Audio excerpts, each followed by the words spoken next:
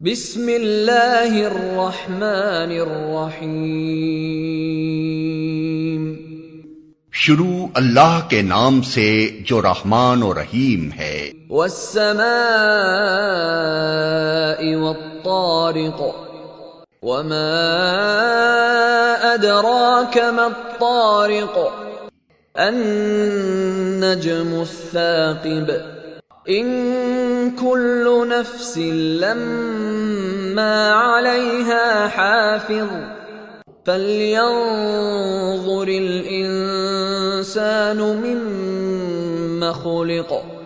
قسم ہے آسمان کی اور رات کو نمودار ہونے والے کی، اور تم کیا جانو کہ وہ رات کو نمودار ہونے والا کیا ہے؟ چمکتا ہوا تارا۔ کوئی جان ایسی نہیں ہے جس کے اوپر کوئی نگہبان نہ ہو۔ پھر ذرا انسان یہی دیکھ لے کہ وہ کس چیز سے پیدا کیا گیا ہے۔ خلق من ماء دافق يخرج من بين الصلب والترائب۔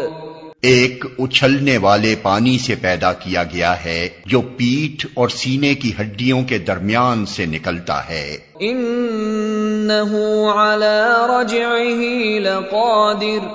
یقیناً وہ خالق اسے دوبارہ پیدا کرنے پر قادر ہے۔ یوم تبلی السرائر فما له من قوة ولا ناصر۔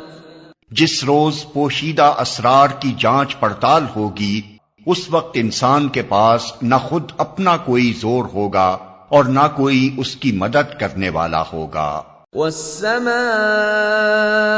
ذات الرجع والارض ذات الصدع انه لقول فصل وما هو بالهزل۔